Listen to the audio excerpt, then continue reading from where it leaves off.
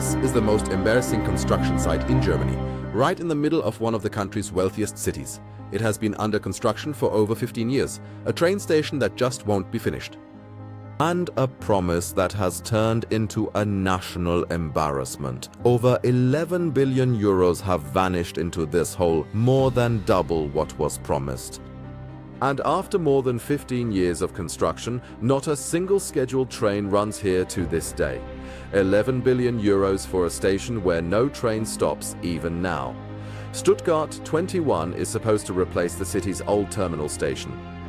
Instead of a terminal station where every train must pull in and back out again, a modern through station is to be built deep underground. Faster, more elegant, more efficient. That was the promise. You will learn why this promise turned into the most expensive embarrassment in German railway history.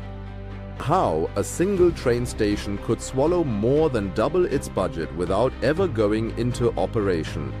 And why experienced train drivers still warn today that trains in this station could roll away all on their own. Because Stuttgart 21 is not simply a delayed construction project, it is a cautionary tale about how a wealthy country loses control over costs, time, and the truth. How can a train station be almost finished for years and still have no binding opening date? To understand that, we have to go back to the beginning. The idea is old. As early as 1994, planners dreamed of completely revamping Stuttgart's main station. The old terminal station was seen as a bottleneck. Trains had to turn around laboriously. Valuable track areas in the city center lay fallow. The solution sounded tempting. You rotate the station 90 degrees, bury it underground, and gain gigantic areas above for a brand new city district. Back then, the railway company estimated around 2.6 billion euros. In 2009, the federal government, the state, the city, and the railways signed the financing agreement. It stipulated a cost ceiling of around 4.5 billion euros. This single contract would later become a trap. People were promised shorter travel times, faster connections to Ulm and Munich, and a flourishing new city district on the old track areas. A project of the century that was supposed to change Stuttgart for generations. At least, that is how it sounded in the glossy brochures. In 2010, the excavators began, and with them began the resistance. On September 30th, 2010, everything escalated. On that day, only 25 trees were to be felled in the palace gardens to make room for construction. What was planned as a routine operation spiraled completely out of control. The police used water cannons, batons, and pepper spray against the protesters. Among them were students, parents, and retirees. By the end of the day, there were hundreds injured. One of them was the then 66-year-old Dietrich Wagner. A water cannon hit him full force in the face. He lost almost all of his eyesight. The photo of him being led from the park with bleeding eyes went around the world and became the symbol of that day.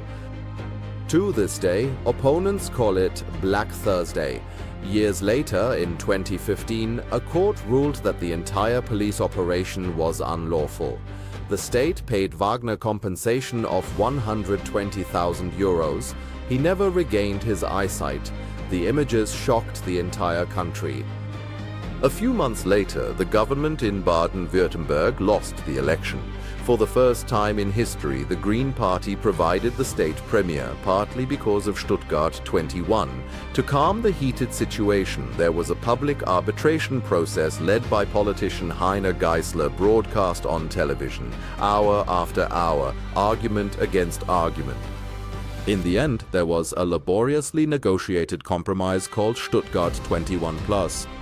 The project was to continue, but with improvements, and above all, it had to prove in a so-called stress test that the new station could really handle more trains than the old one. However, the dispute was far from over, and it was never just a political dispute. It was also a warning of what technically awaited the engineers beneath the city. To understand how difficult this construction is, imagine the ground beneath Stuttgart like a sponge that suddenly swells up underwater. About 60 kilometers of tunnels are eating their way through the rock beneath the city. Along long sections, they encounter a particularly treacherous layer of rock, anhydrite. Anhydrite is hard and dry, but as soon as water is added, it swells and expands by more than half its volume, with immense pressure, strong enough to crush tunnel walls and lift entire structures upward. And all of this is happening right beneath a living city.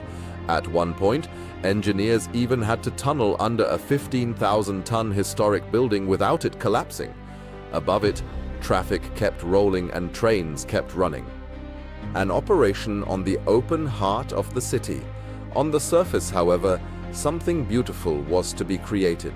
A bright, spacious hall supported by curved concrete pillars that open upwards like chalices and let in the daylight.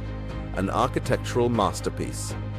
It is precisely this contrast that makes Stuttgart 21 so unsettling. Above, a light-flooded promise made of concrete, below a grueling battle against water, pressure and time, which to this day no one has truly mastered.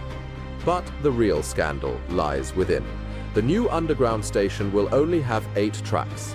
The old terminal station had 17. A station that is supposed to do more ends up with fewer tracks than before. And then there is the incline. Because the station has to squeeze between suburban train tunnels and mineral water layers, its tracks are not level but tilted, over 15 per mille. That is 6 times as steep as German safety regulations actually allow. Over the length of a platform, that means a height difference of over 6 meters. One end of a stationary train sits 6 meters higher than the other. Train drivers and experts have been sounding the alarm for years. Their concern: a parked train, a stroller, or a wheelchair could start rolling on its own. And this is not just theory. At Cologne Central Station, the only major German station with a similar incline, trains rolled away uncontrollably 23 times between 2010 and 2014. 8 of these incidents resulted in injuries, and that is with only a quarter of the incline that Stuttgart is getting. But the tilt is not the only concern. Fire safety has also been criticized for years.